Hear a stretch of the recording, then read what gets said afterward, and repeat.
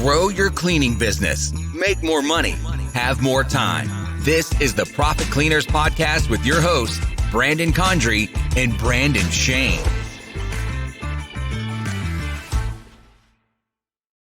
Hey everybody, welcome back to another episode of the Profit Cleaners, the only place where you can learn from the top 1% of cleaning business owners from around the world. We want to welcome you guys back to another episode. We're excited you're here. I'm Brandon Shane, and I'm joined by my co-host over here, Brandon Condry. And together, we are the Profit Cleaners, and we are taking the cleaning business industry by storm and helping you guys all do it, and we're going to all do it together. It's a very exciting time. So today, guys, we are covering another great topic, which is something that we've been coming across a lot with new students and people we've been coaching, and it's we're going to cover kind of a smaller part of the topic, but it's cleaning business basics, the do's and don'ts of paying cleaners, and we're also going to tell you guys some exciting stuff we've been working on. But let's jump into it, Brandon. What should we tell everybody about this interesting topic here of do's and don'ts of paying cleaners?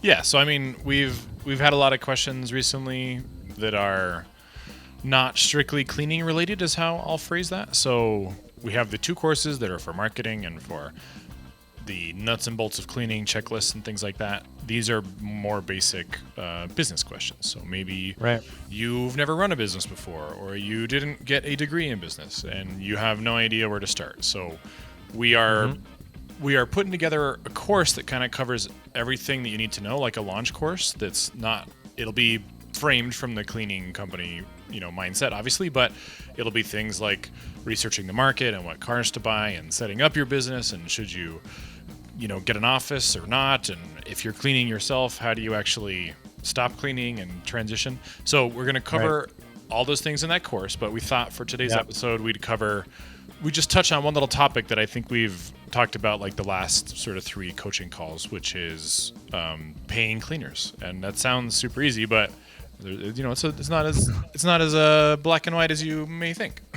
Yeah, there's a lot of ways to do it, and there's a lot of ways we've actually, from our own employees in the past, heard how our competition does it. And we want to kind of just give you guys an overview of all of that, and also tell you what we do, tell you what we think you should do, because we like to give you guys wisdom and advice from what we've learned, of course, over the years owning a cleaning business. And if you guys have better ideas and you have a better way to do it, we'd love to hear that feedback as well. So always feel free to reach out, hello@profitcleaners.com.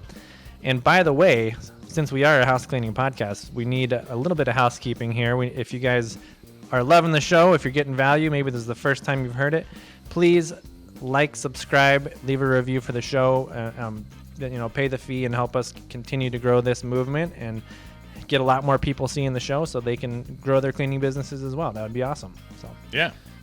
So let's just launch right in. Let's launch in. We've heard so many different stories of how, other cleaning companies pay their people, which sounds to me like it'd be really easy, but they do it in a bunch of different ways. So I think we've expressed in the past that we pay our people when they clock into the building and stop paying them when they clock out, and so they're paid all day, and then there's a bonus on top of it, which I know we've talked about many times, but not every cleaning company is like that. So just want to run a couple different variations of cleaner pay by you, and then we'll talk about why we don't think you should do any of those.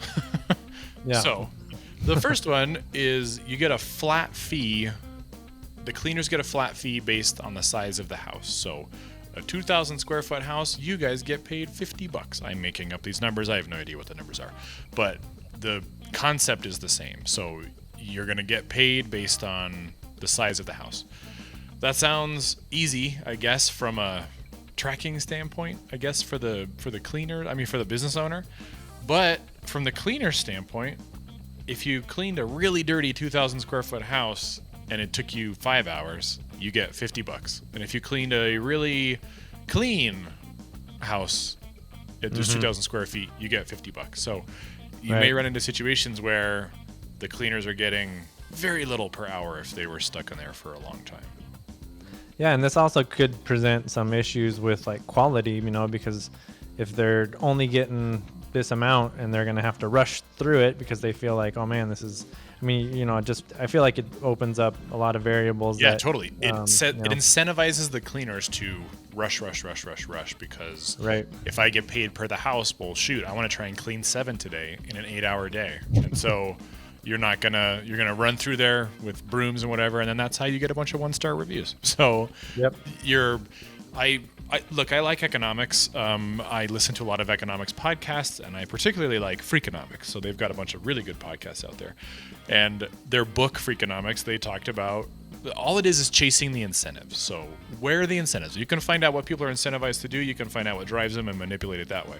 So that's a great point. They are incentivized in a flat fee basis to go fast. And that's not in a good way. It's in a bad way. It's going fast to the detriment of quality, and it will cause problems down the road. Yeah. So the next one here, Brandon, is percentage of the cost. So Yeah. So it's kind of let's like dive the into flat that fee one. as well, but it's like, Yeah. we're going to pay the cleaning team 30% of what we charge the customer, or whatever it is. We're going to charge them 30%, and then we're going to split that up amongst the cleaners. Again, I'm making these numbers up. Like, if I'm looking at our own numbers, we'd have to be charging it. The cleaners make something like 55% of every dollar brought in, something like that.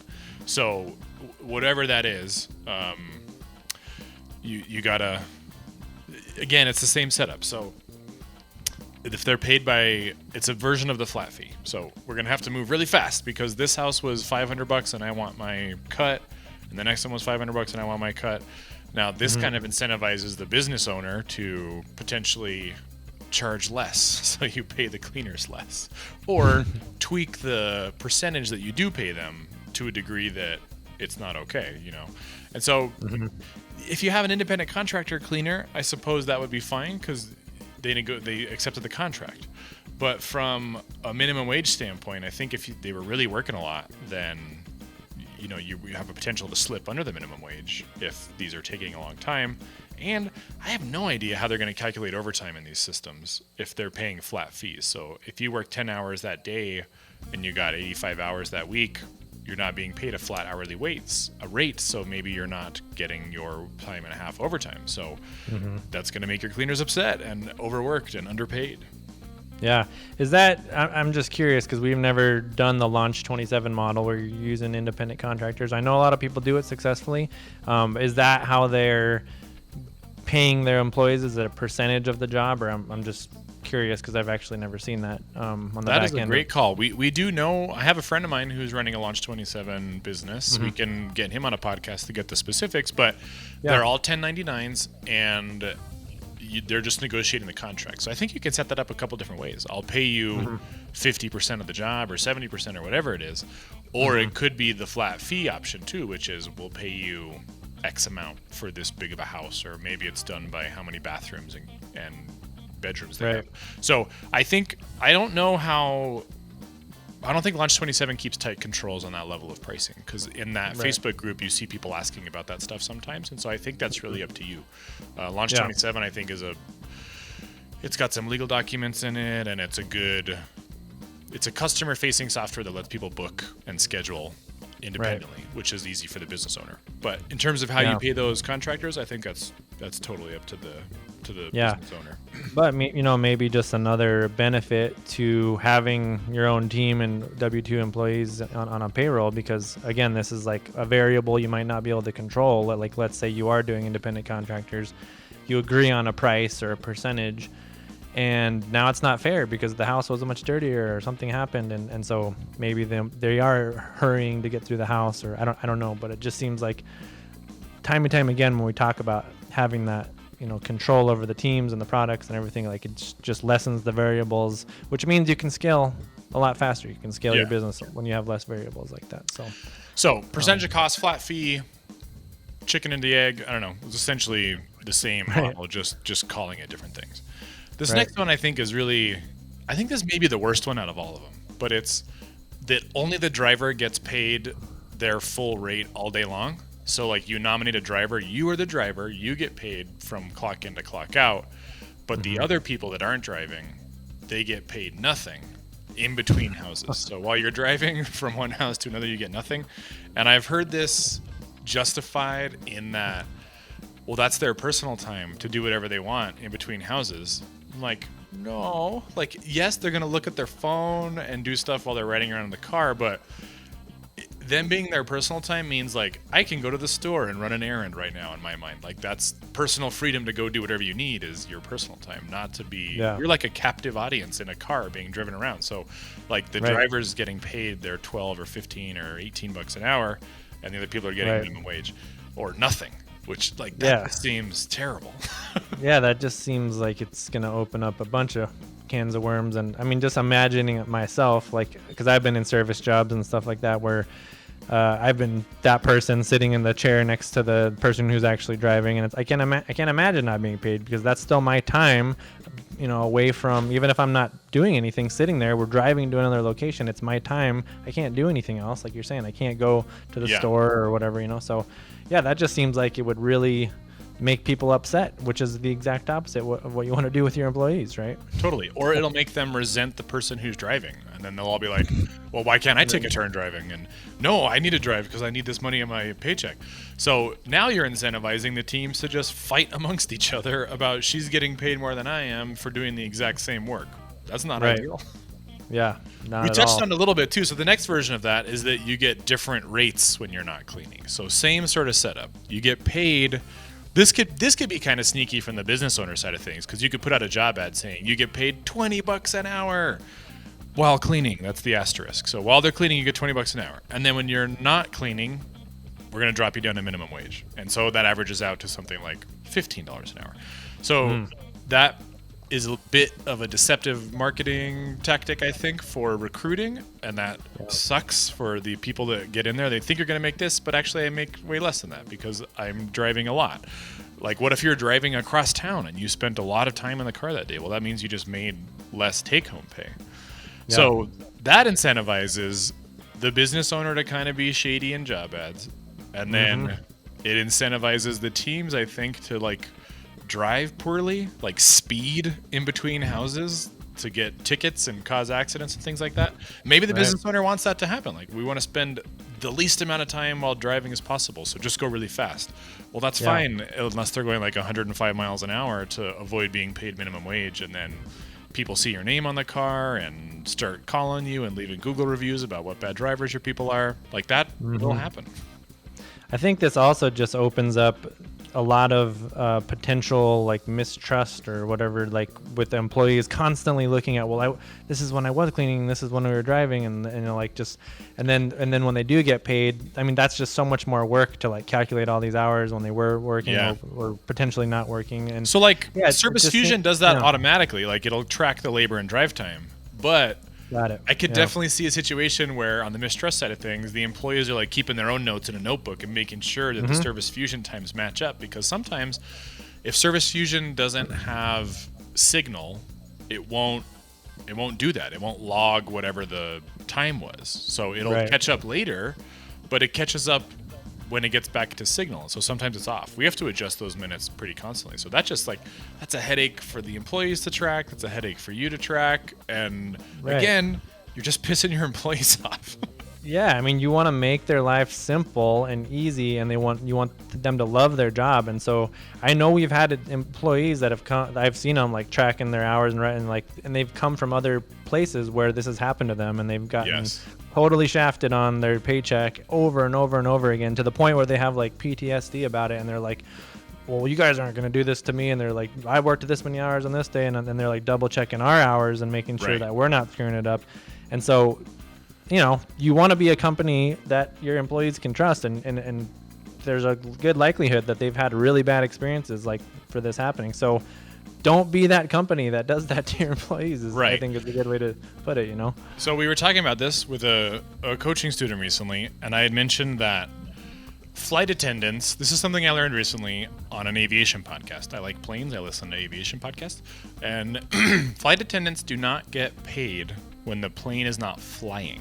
So all that time that's spent on the ground when flight attendants are helping you put luggage into overhead bins and telling you to sit down and buckle up, and that little safety dance they do at the beginning where they have to tell you where the exits are and they're over here, they don't get paid for any of that. They only get paid when they're flying. And the reason it came up on a podcast was that one of the major airlines, I think it was American Airlines, as a recruitment tool, because flight attendants are also short-staffed, just like everything these days. As a recruitment tool, they changed their compensation package to pay flight attendants when they're on the ground, which sounds like they should have been doing that anyway, but that's how it's been forever. So like, you don't want to be that company that's juggling those hours like that. And then, you know, depending on where you are in the country and what local labor laws are, some of this stuff, some of these schemes, I think could constitute wage theft, and it will get you in trouble if a group of employees start talking to each other and then they talk to an attorney. Like, you're just asking for trouble by doing this. So it just doesn't make sense. We actually, I don't know if you remember this, Brandon, it was like in the news or something, like a big company, I think it was a franchise, they were in the news for wage theft, right? And I don't know if there was another happening of this like years prior, and then they sold the franchise because they were in so much trouble for it. But this happens all the time. Even the big companies do it. It's crazy. Yeah. You know? I can't remember the circumstance of that particular one, but what I can tell you is I was super happy as a competitor that one of my competitors was on the news for wage theft. And then the press was all over this. The lawyer was having a press conference. Every news thing showed up. And so here's what it is. I actually pulled up a little article. So 8 former and current employees of a company that I won't name, but it is a franchise, said they were victims of wage theft and they're not being paid for time work and overtime. And so they were doing 35 to 40 hours a week and only being paid 30.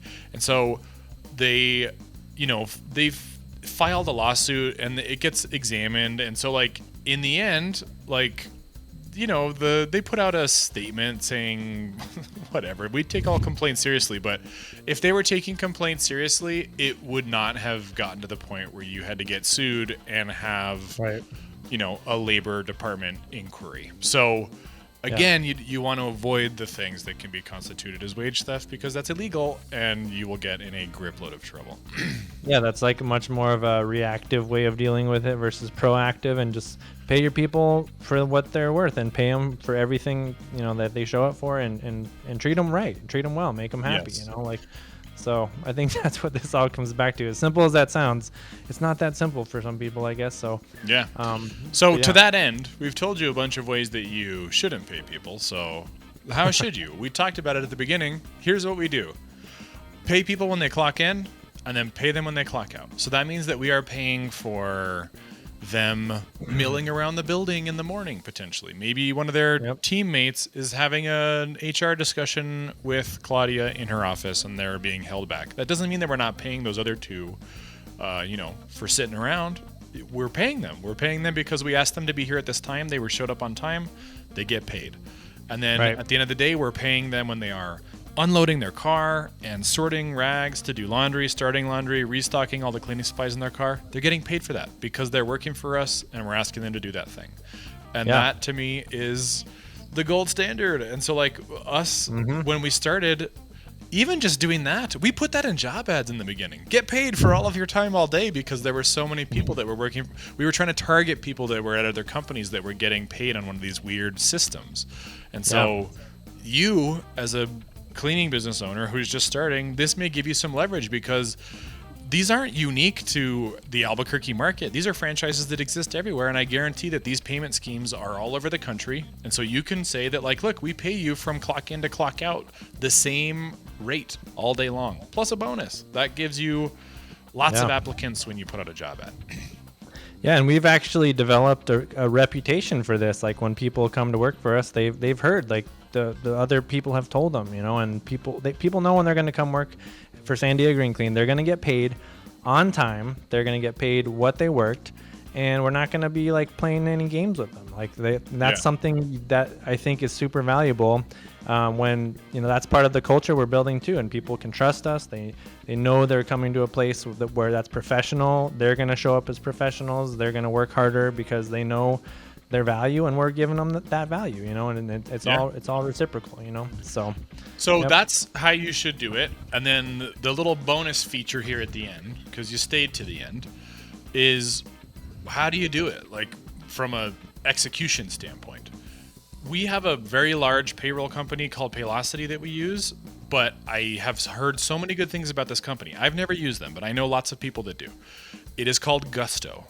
And so Gusto is an app It is kind of geared towards easy execution of payroll as a business owner. You run payroll from your phone. It takes a couple minutes. The employees all install the Gusto app as an employee, and they clock in and out from that. There's protections built in there for you as the business owner. It will do things like all the deductions, and more importantly, I think for you is that they will pay all of the taxes that are associated with payroll. They do all that automatically. So they're going to file these forms with the federal government to make sure that Social Security was paid and Medicaid was paid. And they're going to do that with your state and make sure all of that's paid.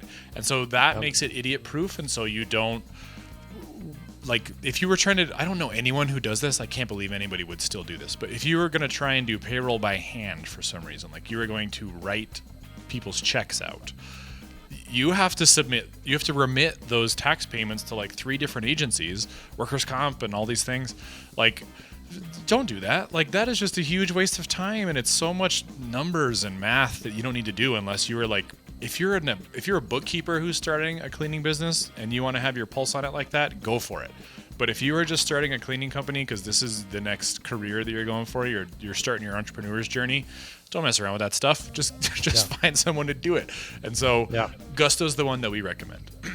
Yeah, I mean, this goes back to what we always say, guys, is build systems, and those systems will give you freedom and help you to scale and grow so much faster. And so, like this is a simple system. We actually used to have, what was our clock-in system in the beginning? It was like a biometric clock. Yeah, so here, I'll give you the brief history on how we've done this. We always paid people like this, but how did we actually track it? In the beginning, we had a biometric clock. It was a fingerprint-based system, and to run payroll, we actually had to log into the clock because it was web-based, export the hours, and then manually enter those into our payroll processor. So in the beginning, that was a company called Paychex, which is huge.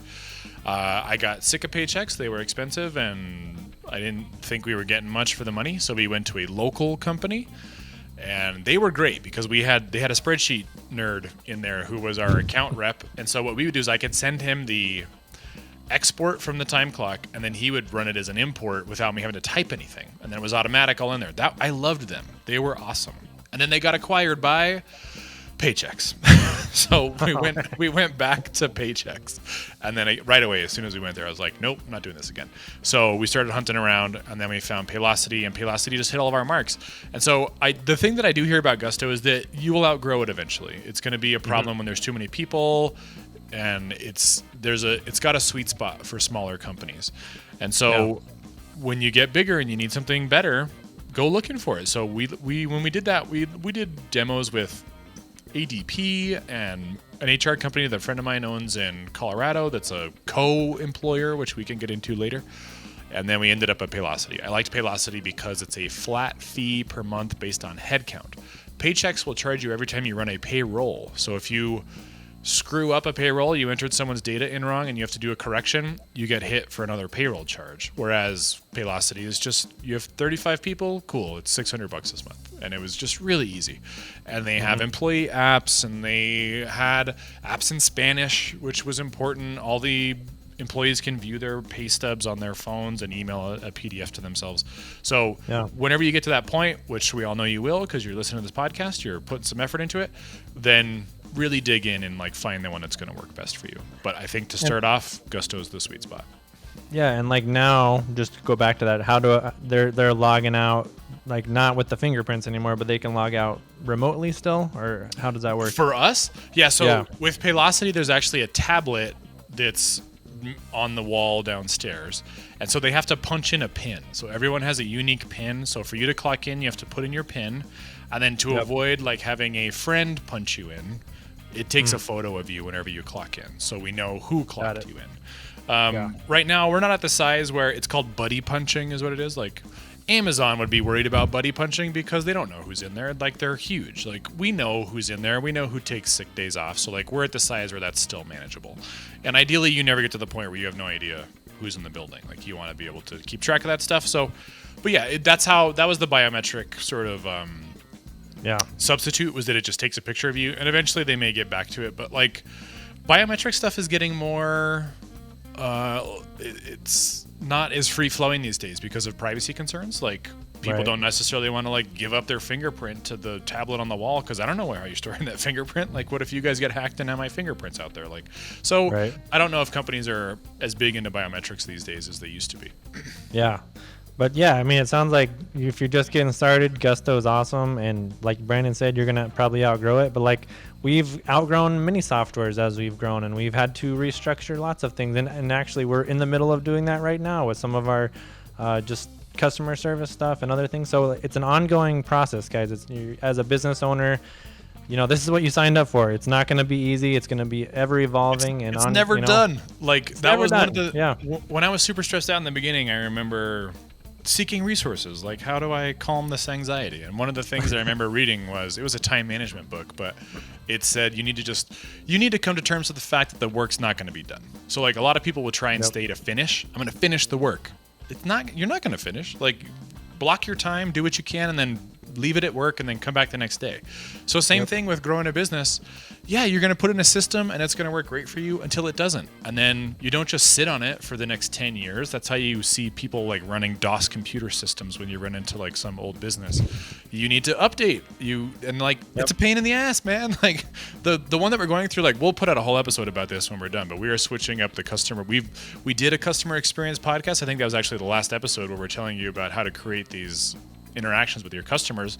Part of that change at Sandia Green Clean is switching to a completely different software, which is going to drastically alter how we handle customer communication, and that is a headache, and we're doing it. But the point is, we're doing it because our competitors aren't doing it. Yes.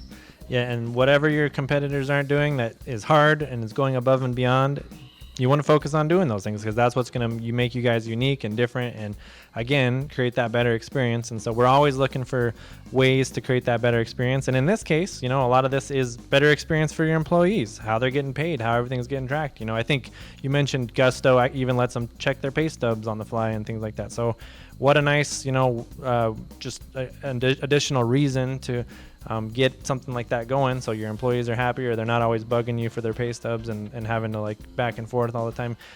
Put these systems in place, guys. That's what it's all about. Make everyone's lives easier, everyone's happier, and that's the point. So I remember complaining to John, our CFO, about one of these things like this, and he said something along the lines of, "It sounds like you don't want to do the hard work." And that's just kind of like a little backhand little slap, like, come on, man. Like, obviously no one wants to do this, but you have to do it, so just do it.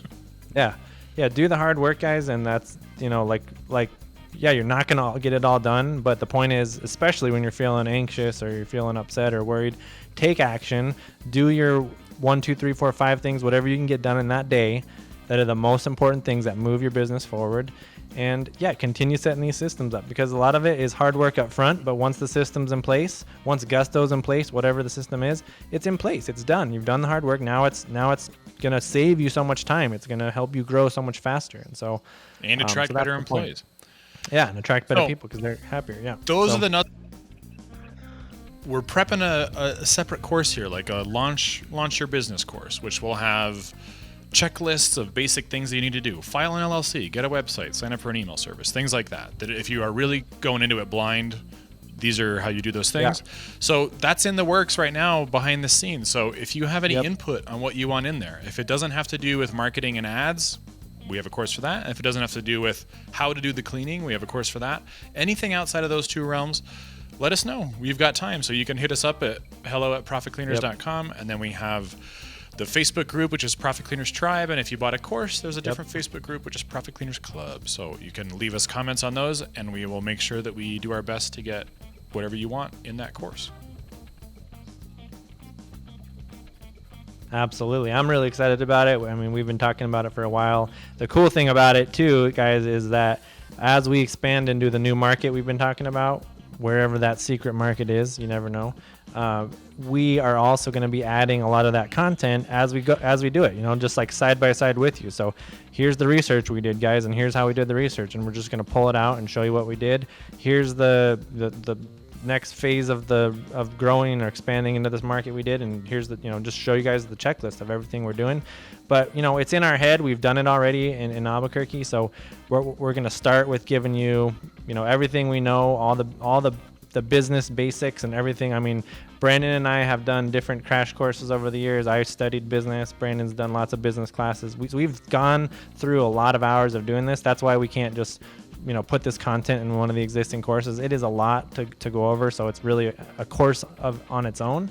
But I think it is going to cover a lot of the questions we've been getting. Like, a lot of you are starting out, you're wanting to stop cleaning and actually grow the business and get into building these systems. And so it's going to cover all those questions, all the business basics, all the foundational stuff that, like you said, maybe you just don't know what you don't know, and it's good to have this stuff in place. It could save you a lot of time and money in the future, or big mistakes you might make. So that's what it's all about.